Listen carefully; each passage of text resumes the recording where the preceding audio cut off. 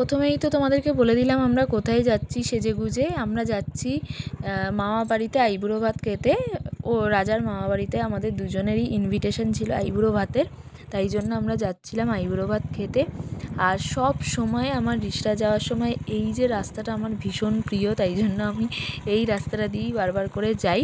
আর কথা বলতে বলতে দেখো চলেও এসেছি মামা বাড়িতে। আর মামা মামি তো আমাদেরকে দেখে ভীষণ খুশি হয়ে গেছে, আর মামা মামি তো ভীষণ ব্যস্ত ছিল। তো এখানে মামা এখানে রাইস করছিল। রাইস হচ্ছে মানে চলছে, ভাতটা হয়েছে তাই তো।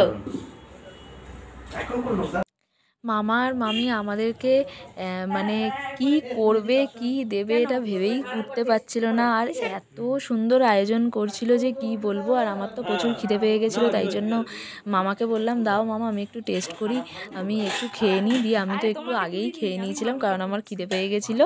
আর এত সুন্দর গন্ধ যাচ্ছিলো খাবারের যে আমি নিজেকে কন্ট্রোল করতে পারিনি, তাই জন্য একটু টেস্টই করে নিয়েছিলাম আমি।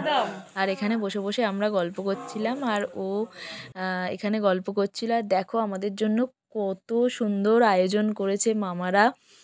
প্রচুর প্রচুর খাবার করেছিল মামা মামি দুজনেই ভাগ করে। আর মামা জানো তো ভীষণ সুন্দর রান্না করে। সেটা আমার অনেক দিন ধরেই টেস্ট করার ইচ্ছা ছিল যে মামার মামির হাতের রান্না আমি খাবো। তো সেদিন আমার স্বাদটা পূরণ হয়ে গেছে, আর ভীষণ সুন্দর হয়েছিল। আর এরপরেতে আমাদের আশীর্বাদ শুরু হয়ে গেছিলো।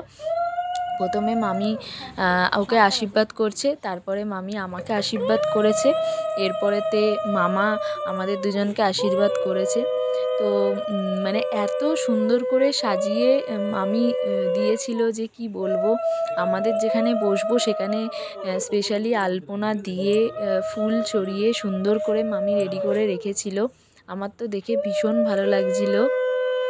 আর মামা মামিকে দেখলে বোঝাই যায় না যে আমি নতুন তাদের পরিবারে।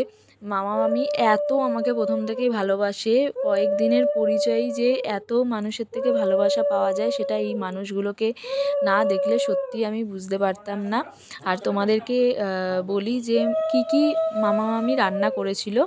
এখানে করেছিল ভাত, রাইস, 5 রকম ভাজা, ডাল, তারপরে আলুর দম, মাছ ভাজা, আর কি করেছিল, হ্যাঁ চিকেন করেছিল, চাটনি করেছিল, 5 রকমের মিষ্টি ছিল, পায়েস ছিল, দই ছিল, আইসক্রিম ছিল, কোল্ড ড্রিঙ্কস ছিল, তারপরেতে হচ্ছে পাস ছিল, চকলেট ছিল, মানে কি ছিল না সেটাই আমি মনে করতে পারছি না, সব ছিল।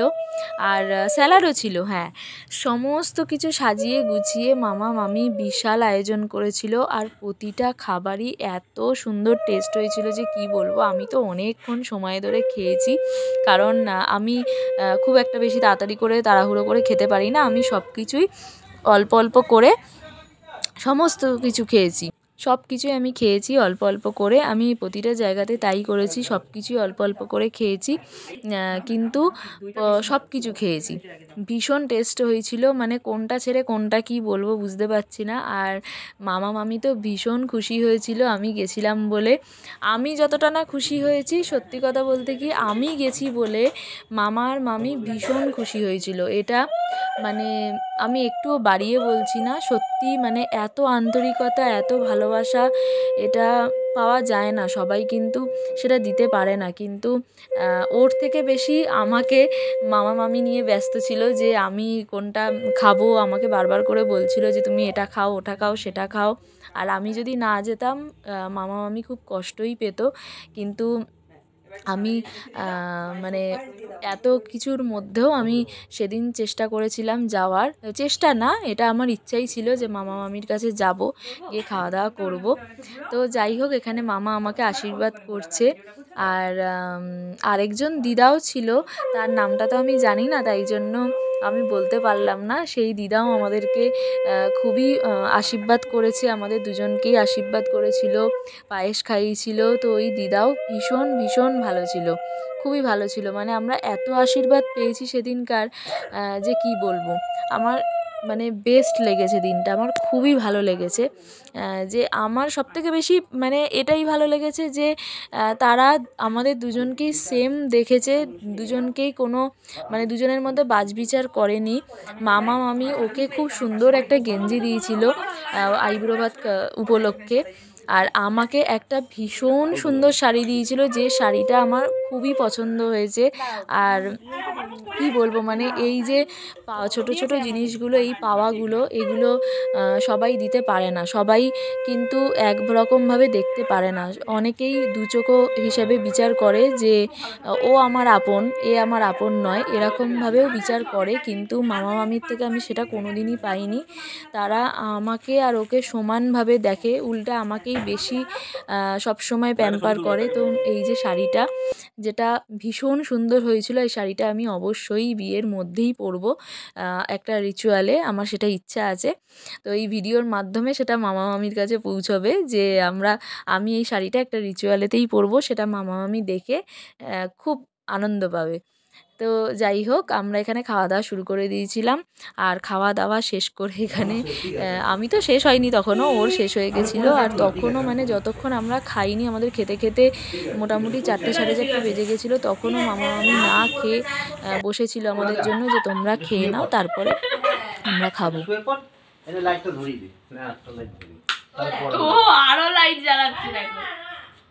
আর এখানে আমরা রেস্ট নিচ্ছিলাম, খাওয়া দাওয়া কমপ্লিট করে একটু শুয়েছিলাম, কারণ এত খেয়েছি বুঝতে পারছিলাম না। তার মধ্যেও মামা আমাকে জোর করে আইসক্রিম খাইয়েছে, আমি একটুখানি খেয়েছি যদিও। আর এরপরেতে বসেছিলাম, আমি সমস্ত জিনিসপত্র গুছিয়ে দিয়েছিল। ঠিক আছে মোটর ভ্যান নিয়ে আসবে কিন্তু গাড়ি ঢুকবে না। আমাদের খাওয়া দাওয়া হয়ে গেছে আর আমরা বসে আছি। এখন বাজে হচ্ছে সন্ধে 6টা। এখন মামা মামি সব কিছু খাবার প্যাক করে দিচ্ছে, আমরা বসে আছি, এবার বাড়ি চলে যাব। এরপরে আমরা চলে এলাম সব কিছু গুছিয়ে টুচিয়ে নিয়ে বাড়িতে, কারণ ওর তো কাজ ছিল, তাই জন্য আমরা একটুখানি বসে রেস্ট নিয়ে সন্ধে হয়ে গেছে। তো তারপরে আমরা বাড়ি চলে এসেছিলাম, ভীষণ আনন্দ করে দিনটা কাটিয়েছি। তোমাদের কেমন লাগলো তোমরা অবশ্যই জানিও। চলো টাটা।